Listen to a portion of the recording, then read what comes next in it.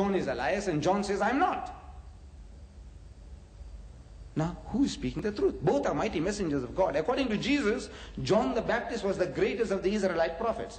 Jesus said, among those born of women, there is not another greater than John the Baptist, Yahya alayhi salam. The greatest man among the Jews, the greatest prophet among the Jews is Yahya alayhi salam, John the Baptist. And this greatest man, according to Jesus, says, I am not what Jesus is saying. So, one of them is not speaking the truth. Can we take sides? No. How can we say that Jesus was speaking a lie? How can we say that Hazrat Yahya alayhi salam was speaking a lie? I said, look, this is the problem for the Christians. Please don't enter into that. It's not our business. Let them solve that problem between Jesus and John. Who is speaking the truth? We don't want to know. But what we are looking for is, they ask him, art thou Elias? And he says, I'm not.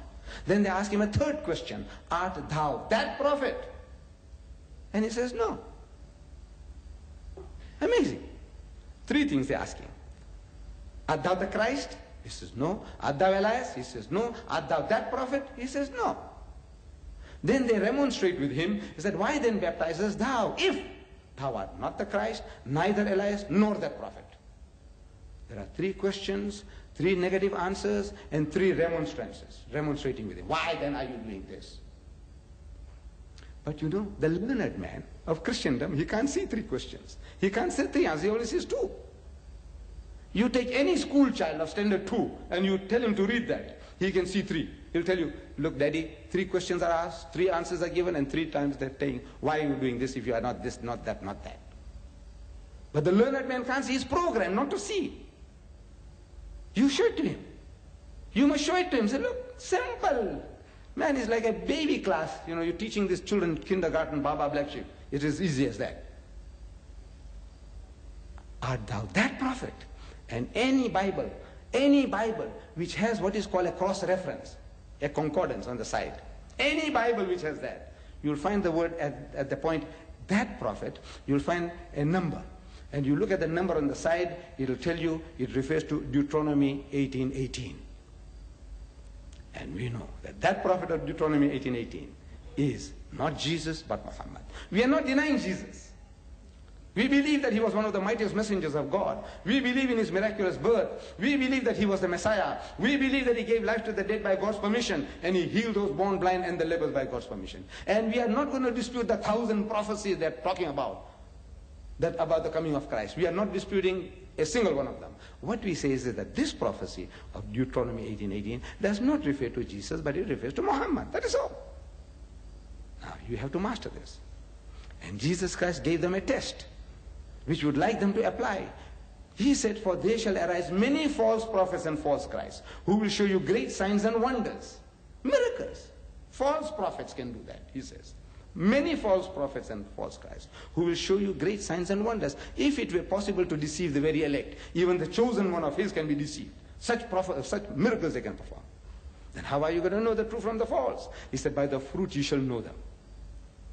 What do they produce? By the fruits you shall know them. Do men gather grapes from the thorn or figs from the thistle? Do they? He said, no. Every good tree will be good fruit, and every evil tree will be evil fruit. Judge them by the fruits. By the fruits you shall know them. We are not paragons of virtue, we Muslims. We are not. Let's admit it, that we have our black sheep like any other community. But, and I can boast, and I have been boasting, and I have not been contradicted, that my people, the Muslims of South Africa, we have the lowest alcoholic consumption in the country. We don't say we have no drunkards. We have our black sheep, our drunkards as well, who might drink any other Christian or Hindu under the table. We have them too. But we have the lowest alcoholic consumption in the country. We have the lowest gambling rate in the country. We have the lowest prison rate in the country. We have the lowest divorce rate in the country. We have the lowest suicide rate in the country. And we have the highest charity rate in the country. With what God has given us, we are the most charitable of people. We are the most hospitable of people. We are the most sober people. In everything. Though we are not paragons of virtue. We have our black sheep. We have to admit. We have our crooks and cutthroats too. But as a people, as a whole, there is not another nation or community in this country that can show a candle to us that we are better than you. What did it? this man's teaching. Forget everything. Remember this one thing, that at the present moment there are 1,000 million Muslims in the world. 1,000 million Muslims, 1 billion. And we as a people as a whole, we don't drink alcohol.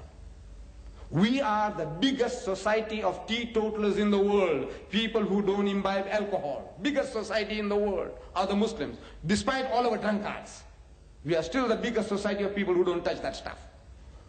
I said, if Muhammad did nothing but freed mankind from this one evil, South Africa, we spent last year 2,000 million rand on alcohol. Last year we spent 2,000 million, 2 billion on gambling. Very little of our money went there, I hope. My dear brothers and sisters, we have given you this little booklet. Look, take it home, master these verses, master them, memorize them to such an extent that, you know, you can stand on your head and you can rattle it off. That's the only way to learn, is that if you can stand on your head and rattle it off. Prophet sal ek vir hulle verwek, uit die midde van hulle broers. So in case you are talking and the guy breaks you in the middle and he takes you off like a shark, you know, you can catch a shark, what happens? He's taking you this way, that way, and you pull it back again and the thing reels again. So same thing happens in a dialogue. You know, while at work, while you're having tea, the discussion starts and the guy takes you off. So what about this and what about Khomeini? We are talking about Deuteronomy 18:18 and he wants to know about Iraq-Iran war. He wants to know about this fellow. So if you have mastered it, you can bring it back. Again, where you left off is a suasies. You know, we are discussing suasies. And Excel me word in the mondele. And Excel me word in the mondele. Can you see? So you must master this. You owe it to yourself. And I says, the pleasure and the privilege is ours. Allah has given it to us. لِيُزْهِرَهُ عَلَى الدِّينِ كُلِّهِ. He's given you a deen that is to master, overcome, and supersede them all. وَكَفَى بِاللَّهِ شَهِيدًا. And enough is Allah is a witness to this fact that is going to make his deen to prevail, with you or without you. It's a privilege Allah has given us that we can serve his deen. We can do the works of the prophets of God and earn a prophet's reward. May Allah be with you. وَآخِرُ دَعْوَانَا الْحَمْدُ لِلَّهِ رَبِّ الْعَالَمِينَ.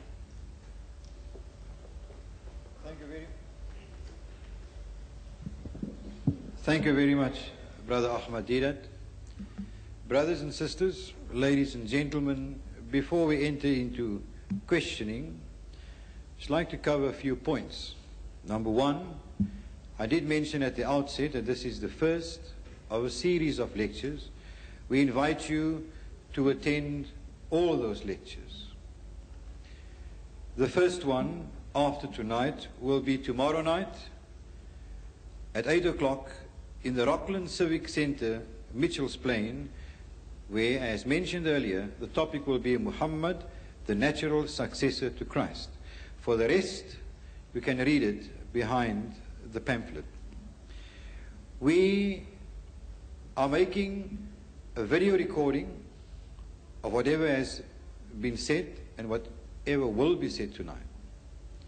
We make bold to say that there's no copyright to it. If you want to come to the other lectures and you wish to bring with a tape recorder, you are free to do so. If you wish to come and make a video and you can get permission from the authorities at the halls, you're free to do that also. Also feel free to bring your friends, whoever they may be. Feel free to bring them along to come and listen to the lectures. When it comes to question time, as I look at the people now, there are very few of you that I do know. I don't know how you have received the talk. I don't for 1 minute believe that you are going to accept or just agree with whatever Ahmed Deedat has said. You are free then for clarification, or even if you wish to differ with him, please put a question and he will answer.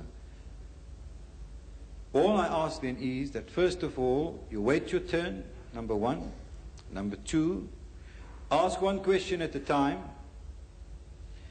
And if you have got more than one question, go to the back of the queue if there's going to be a queue.